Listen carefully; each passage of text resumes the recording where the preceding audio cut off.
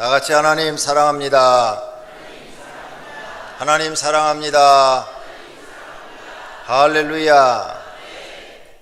오늘 본문 말씀입니다. 또 아비들아, 너희 자녀를 노엽게 하지 말고 오직 주의 교훈과 훈계로 양육하라.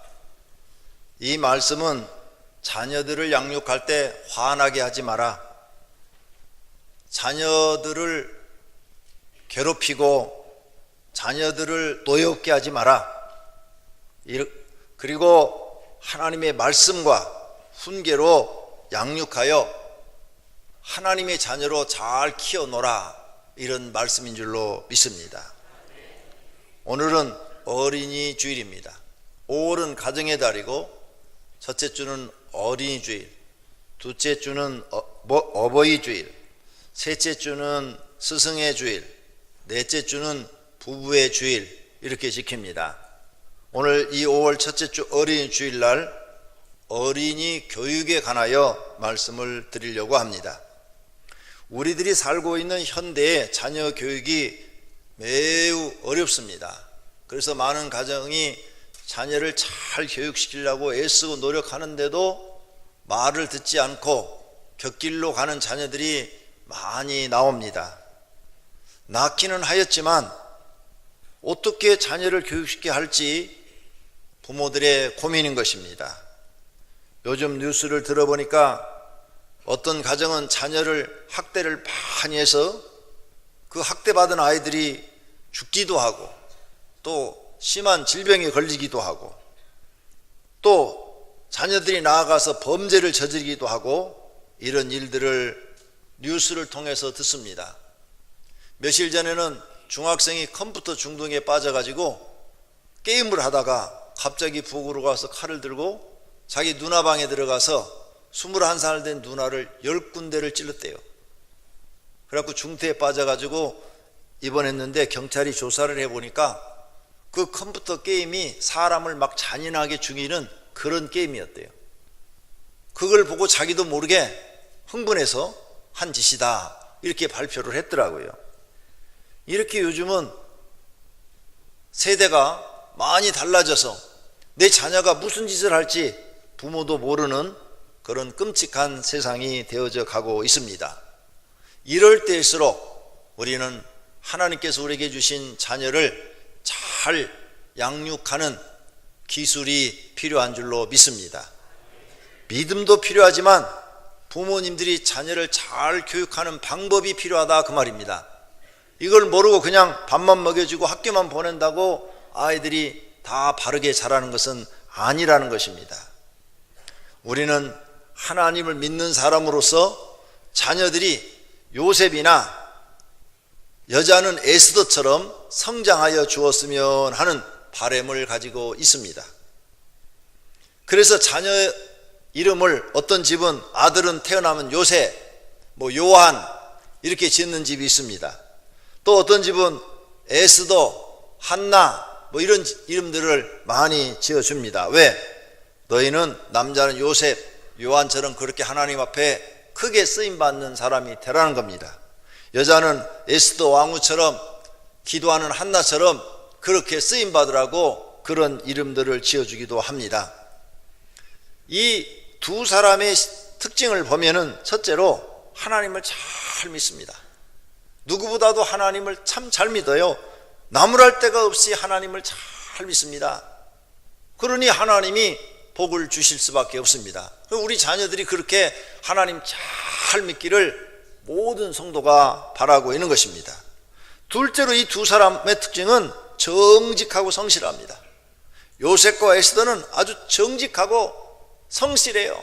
나무랄 데가 없어요. 정직과 성실에 대해서 아주 완벽할 정도로 정직하고 성실한 면을 성경에서 우리는 봅니다. 그러니 그 사람은 어느 시대에 태어나도 하나님께 축복을 받고 쓰임받을 수 있는 사람인 줄로 믿습니다. 셋째로는 이 두 사람은 모든 사람이 인정을 하고 칭찬합니다. 그 요셉, 그 사람 된 사람이야. 아주 훌륭한 사람이야.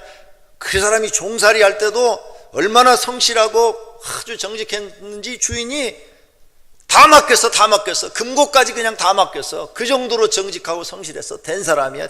인정을 해요. 에스더도 왕후의 자리에 있었는데 왕이 100% 인정하는 그런 사람이었습니다. 그 다음 이 두 사람은 넷째로 고난도 지혜롭게 잘 견뎌냅니다. 요셉은 종살이 할 때 고난도 잘 지혜롭게 견뎌내서 거기서 인정을 받고 가정 총무가 됩니다. 또 억울하게 누명을 쓰고 감옥에 갇혔습니다.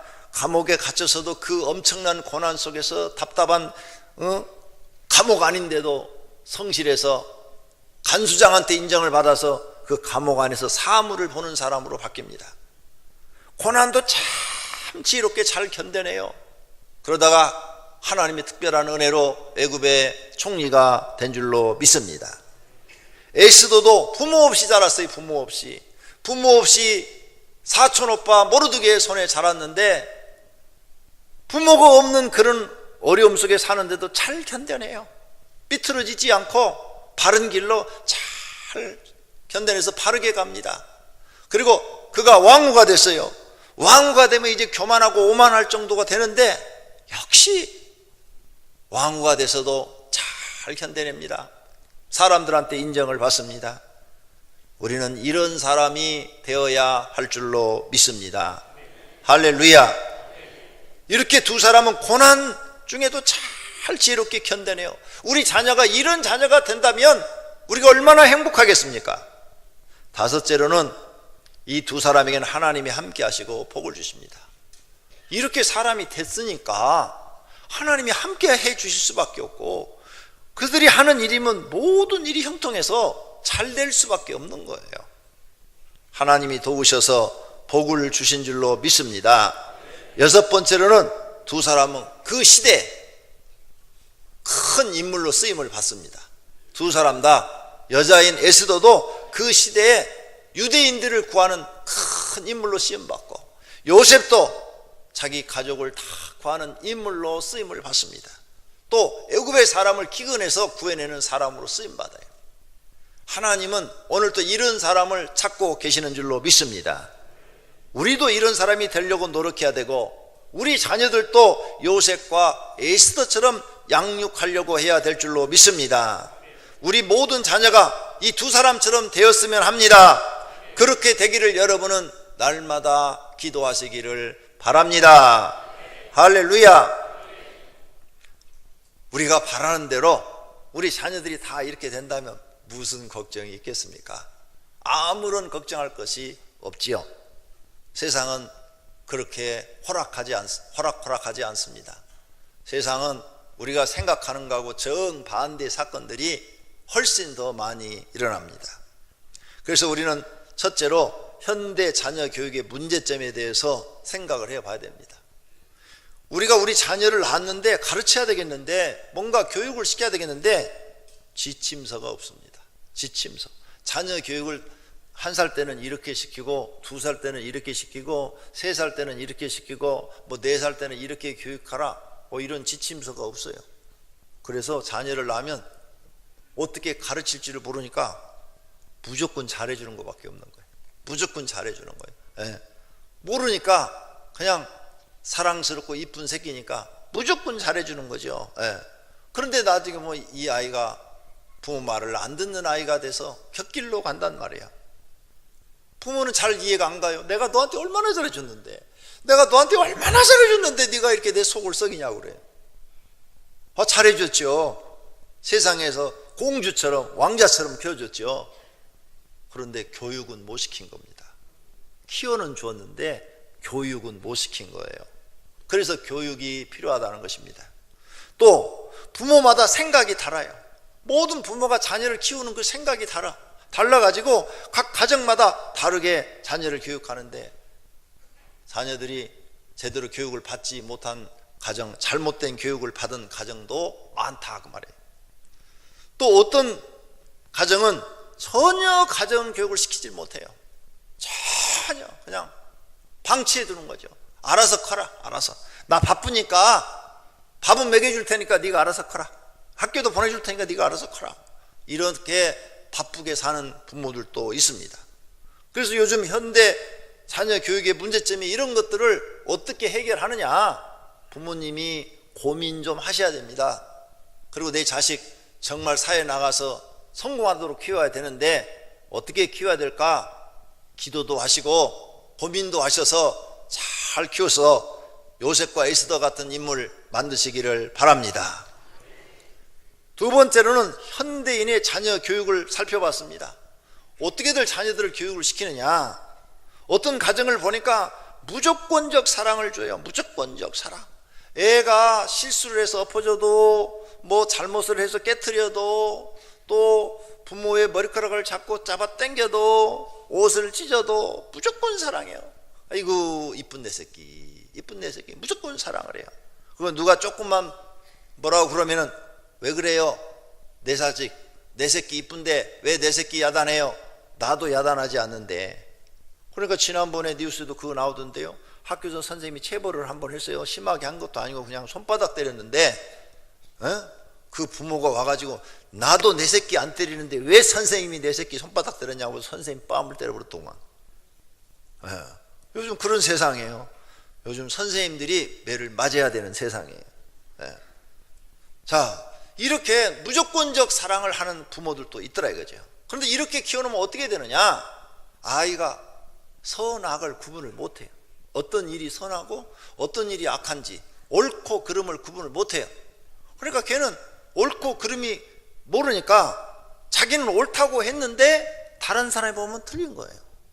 자기는 옳다고 했는데 다른 사람이 볼 때는 악한 거예요. 이 구분을 못하는 거예요. 무조건적 사랑을 주었기 때문에.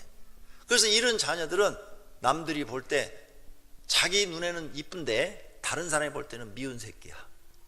자기한테는 이쁜 새끼인데 다른 사람이 볼 때는 버르장머리 없는 새끼라고요. 그러니까 이 무조건적 사랑 잘 생각해 봐야 돼요. 교양 없는 아이로 만들어져요. 사회에 나가서 적응력이 부족해요. 왜? 자기만 위해 살다 보니까 자기밖에 모르는 거예요. 그래서 이기적인 인간이 되는 거죠.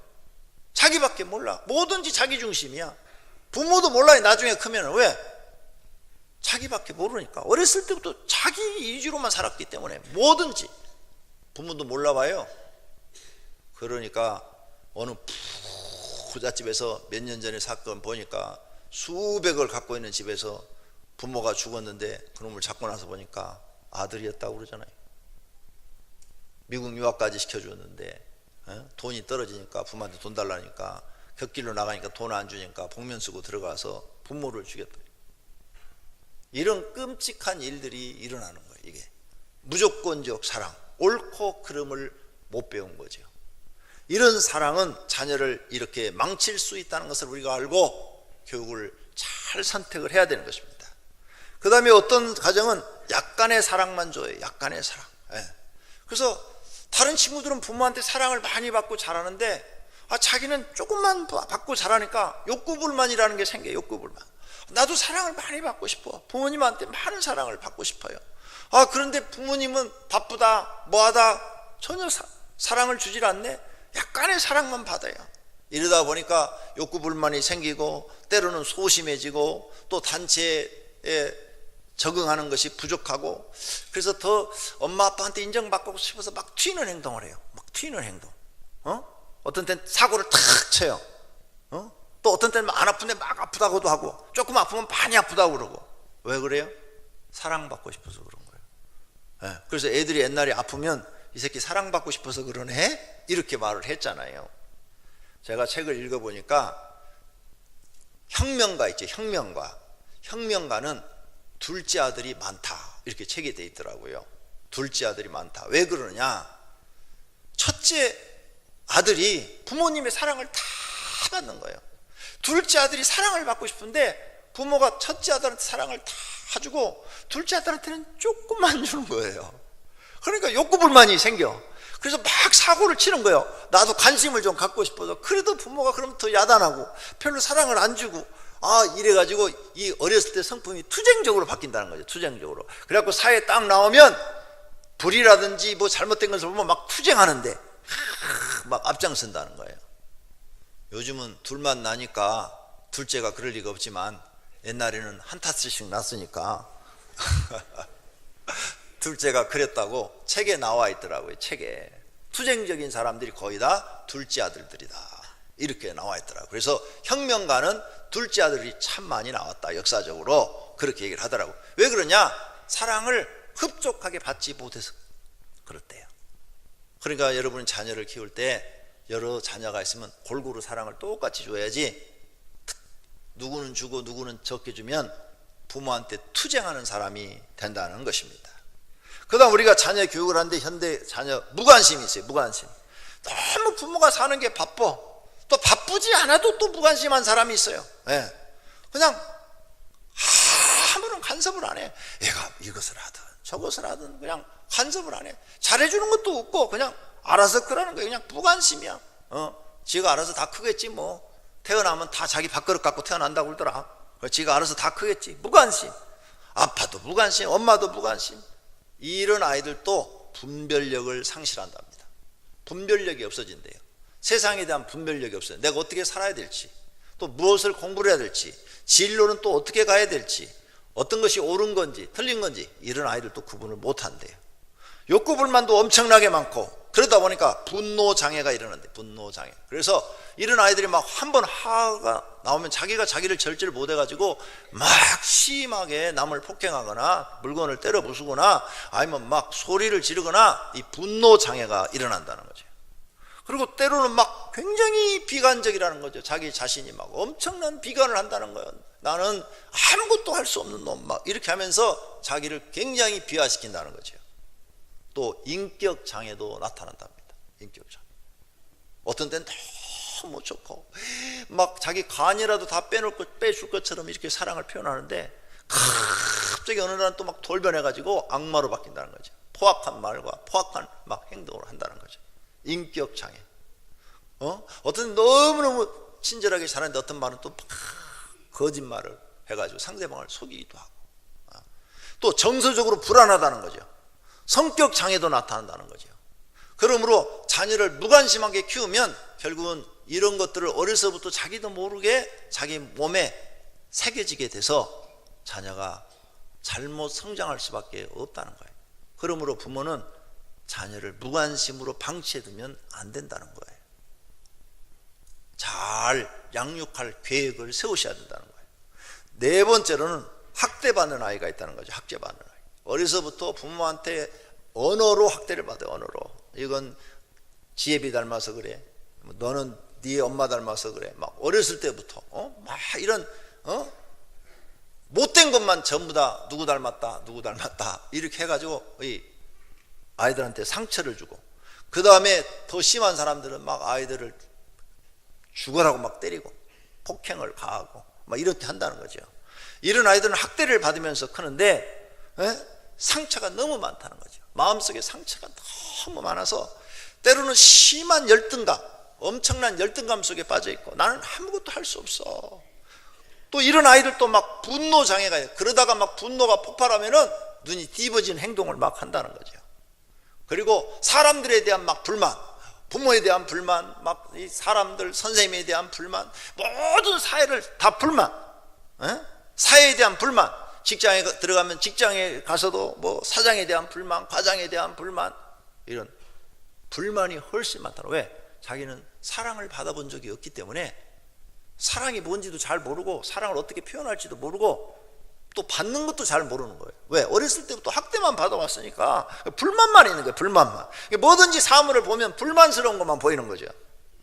그러면서도 또 한편으로는 막 죽고 싶은 마음이 생긴다는 거죠. 막 죽고 싶어. 살기가 싫다는 거죠. 이놈의 사회에 확 불질러버리고 죽어버려? 막 이런 생각을 갖는다는 거죠. 이게 학대받고 자란 사람들이. 그래서 가끔 엉뚱한 묻지마 살인사건, 무슨 뭐 방화범 막 이런 일들이 막 일어나는 거예요. 그리고 또 이렇게 자란 아이들은 자기에 대해서 가치를 느끼지 못해요. 나는 이 세상에 살아있을 가치가 없는 사람이야. 가치를 못 느끼고 자책하고 또 멘탈에 빠지기도 하고 때로는 막 부모한테 막 도전하고 막 공격도 하고 성격 장애도 있고, 이런 애들이 결국은 더 한 걸음만 더 나아가 잘못된 길로 가면 사이코패스가 된다는 거죠. 사람들에 대해서 적대적이고 자기 자신도 막 정신적인 혼란을 일으키고. 어디서 오느냐? 어렸을 때부터 학대받는 데서 이런 게 만들어진다는 거예요. 그러니까 내 자식이든 남의 자식이든 학대하면 안 된다는 거예요. 특히 계모나 계부가 내 자식 아닐 때 학대하는 율이 굉장히 많은데, 그러면 그 자식이 결국은 살인자로 바뀐다는 거죠. 자기를 죽이는 사람으로 바뀔 수도 있다는 거예요. 그러니까 어린아이들은 학대의 대상이 아니라 사랑해주는 대상이 되어야 한다는 것입니다. 할렐루야. 그 다음, 자녀를 우리가 교육시키는데 적당한 훈계가 필요하다는 거예요. 가장 바람직한 것은 적당한 훈계가 필요하다는 거예요.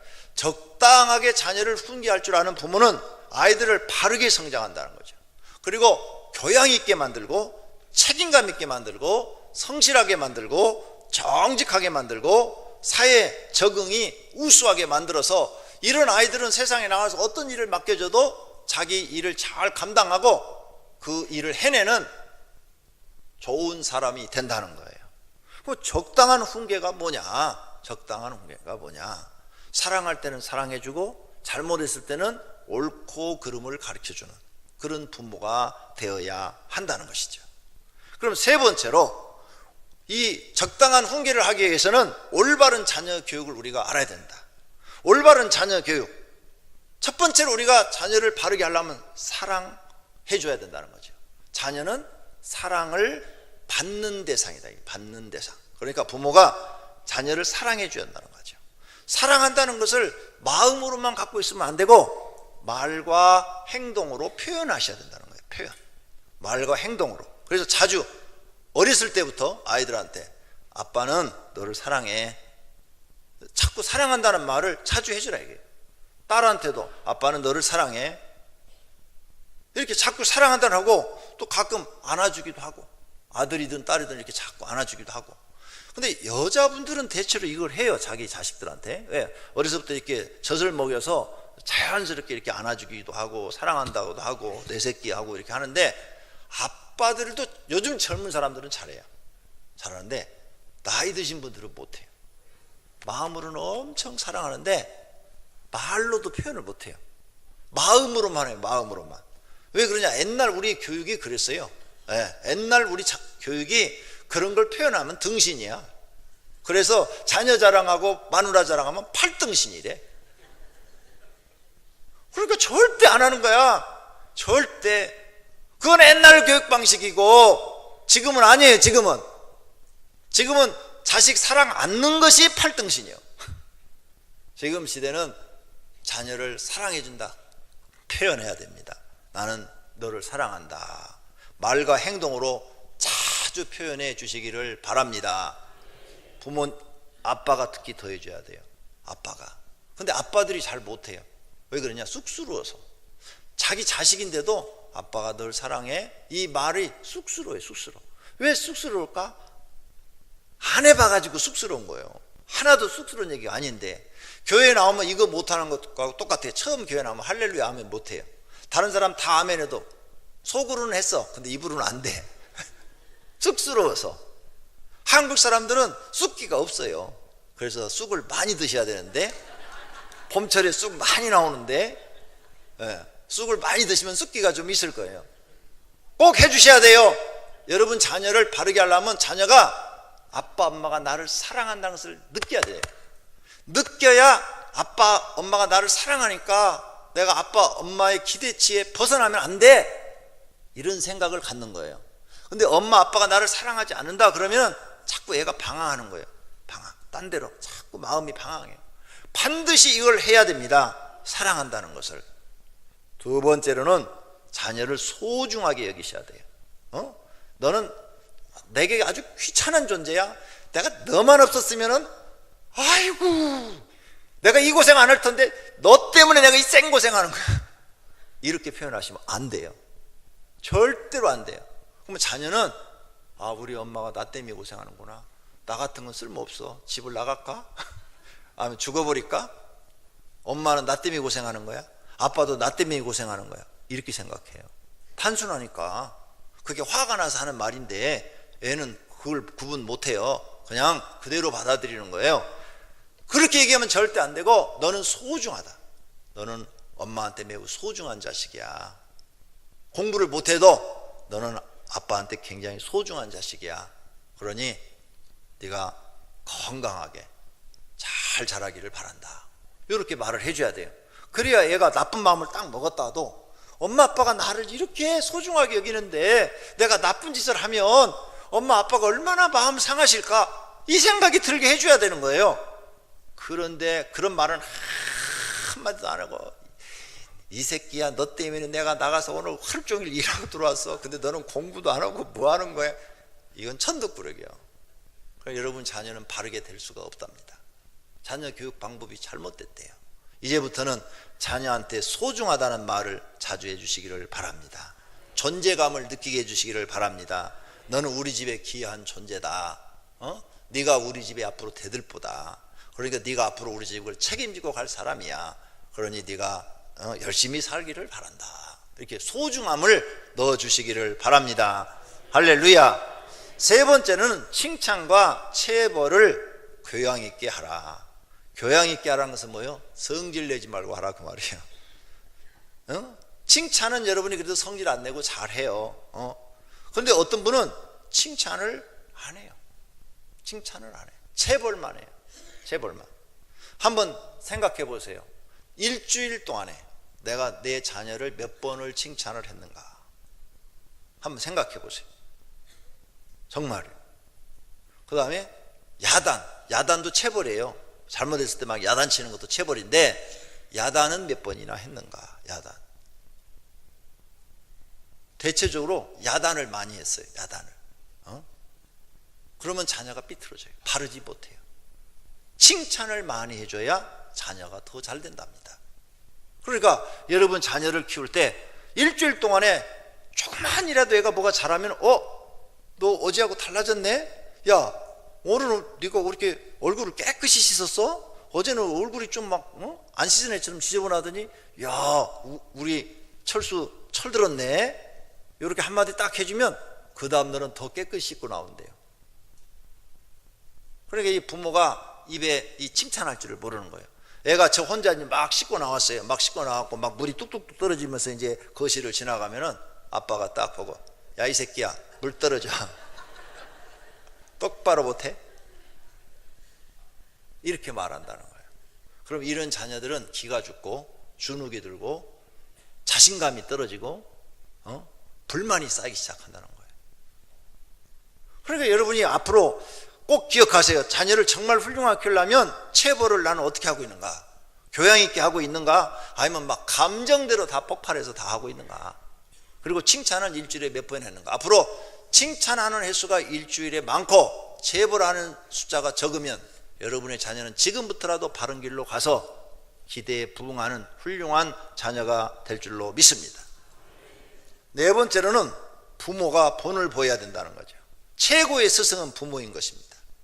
자녀한테 최고의 스승은 부모예요. 그래서 자녀가 나중에 어른이 되면 어쩜 부모님을 닮았어요. 부모님을 닮아서 내가 부모님 성품 참 싫었는데, 근데 자기가 보니까 부모님 성품 그대로 갖고 있는 거야. 왜 그런 줄 알아요? 보고 자란 게 그거밖에 없어요. 다른 걸 본 게 없어. 늘 그걸 보고 자랐기 때문에 자신도 모르게 그 성품이 그대로 자기 몸속에 배어 있는 거예요. 그래서 부모가 내 자녀에게 가장 위대한 스승이니까 부모가 본을 보이는 것만큼 최고의 교육이 없다. 그래서 신앙의 본을 보여라, 언행의 본을 보여라, 성실한 삶의 본을 보여라. 그러면 자녀도 그렇게 닮아간다는 거예요. 이것이 최고의 자녀 교육이라는 겁니다. 그 다음 다섯 번째는 부모가 잘못했을 때는 반드시 사과하라. 그러면 자녀한테 신뢰를 준다. 자녀가 잘못했을 때는 막 야단하면서 정작 엄마가 잘못했어요. 근데 절대 사과 안 하는 거예요. 엄마가 잘못했을 때는 엄마가 뭔가 잘못 알고 내가 안 했는데 막 야단했어요. 근데 나중에 보니까 이 녀석이 한 게 아니고 다른 사람이 한 거야. 그럼 엄마가 얼른 사과해야 된다는 거야. 야, 내가 너한테 그 야단한 거 미안하다. 엄마가 잘못 알고 그랬어. 사과한다. 이렇게 팍 사과할 줄 알아야 애들도 그걸, 우리 엄마는 나 미워서 그런 게 아니라 내가 하지도 않았는데 그렇게 야단하시더니 잘못 알고 그러셨구나. 나한테 사과했구나. 야, 엄마가 나한테 사과할 정도면 얼마나 힘드셨을까? 하고 엄마를 이해하게 된다는 거죠. 그리고 신뢰를 하게 된다는 거예요. 아빠도 마찬가지예요. 아빠도 잘못했을 땐 자녀한테 사과를 해야 자녀가 신뢰를 한다는 거예요. 근데 안 해. 절대 안 해. 자녀는 그 아빠를 신뢰하지 않는다는 거죠. 우리 아빠는 고집이 세고 잘못했어도 절대 잘못도 안 하고 자기밖에 모르고 우리 집안 분위기는 엉망으로 만들어 놓고 우리 아빠는 맨날 술 먹고 저런 개판이나 치고 그러면서 아침에 일어나서 사과도 안 하고 이렇게 부모를 신뢰를 하지 않는다는 거예요. 그러니까 부모도 잘못했을 땐 자녀한테 사과하라는 거예요. 그게 네 번째로 아이를 체벌할 때 주의사항이 있다는 거죠. 아이를 체벌할 때 주의사항. 잠언 22장 15절 아이의 마음에는 미련한 것이 얽혔으나 징계하는 채찍이 이를 멀리 쫓아내느니라 그랬어요. 아이는 미련한 것이 얽혔다는 게 뭐예요? 옳고 그름을 모른다는 거예요. 아이들이. 그래서 옳고 그름을 알게 하도록 채찍을 대라는 거예요. 내가 그를 채찍으로 때리면 그의 영혼을 수월에서 구원하리라. 지옥에서 구원하리라. 네 자녀가 잘못된 길을 가면 반드시 채찍을 들어서 바르게 잡아줘야 된다. 그래야 지옥 가지 않고 천국 가게 된다. 그 말이에요. 이런 걸 부모가 안 해주면 자녀는 지옥에 빠진다는 거예요. 그럼 이런 무서운 일을 부모가 책임을 지고 있다는 거죠. 그래서 부모는 아이들 체벌할 때 신앙적으로 잘 체벌해야 됩니다. 체벌할 때 절대 학대하지 말라. 학대. 앞에서 학대에 대해서 설명했어요. 미워하지도 말라. 욕하지도 말라. 화도 내지도 말라. 잘못만 딱 지적해줘라. 그리고 체벌 후에는 배기 싫어. 그리고 이틀씩 말도 안 하고 그러지 말고 즉시 안아줘라. 그러면 이 아이가 내가 맞은 것은 뭘 잘못했기 때문에 맞은 거야. 엄마 아빠는 나한테 그것만 똑바로 하라고 한 거야. 나머지는 나를 이렇게 사랑하고 계셔. 애가 느낀다는 거죠. 그걸. 그러면 그걸 고치게 된다는 거죠. 체벌 후에는 즉시 사랑하라. 그 다음에 자녀가 둘, 셋 되면 잘못한 하나만 야단해라. 하나가 잘못하면 옆에 있는 애들이 다 긴장해서 눈치만 보고 있는데 너도 지난번에 뭘 잘못했고 너도 지난번에 뭘 잘못했고 다 싸잡아서 얘기하니까 애들이 하나만 잘못하면 비상이 걸린다. 그러지 말고 잘못한 애만 체벌을 하고 나머지는 야 너네 가서 텔레비 봐. 텔레비 보게 하고 잘못한 애만 한쪽에서 벌을 줘라. 그러면 이 아이가 뭘 느끼느냐? 나도 앞으로는 잘못 안 해야 되겠다. 그래야 저 동생들처럼 내가 저렇게 TV를 자유롭게 볼 수가 있지. 우리 엄마 아빠는 잘못 안 하면 절대 야단하지 않는다. 요 인식을 심어주라는 거죠. 그래야 애들이 교육이 된다는 거예요. 근데 이렇게 안 하니까 애들이 하나님만 잘못하면 다 야단 맞으니까 잘못 없는데도 야단 맞은 거야. 우리 엄마는 성질만 나면 우리를 야단하는구나. 이렇게 생각한다는 거죠. 우리 아빠는 성질만 나면 우리를 개패듯이 패. 이렇게 생각한다는 거예요. 부모에 대한 신뢰를 다 잊어버리는 거. 자기들 잘못은 보지를 못한다는 거예요.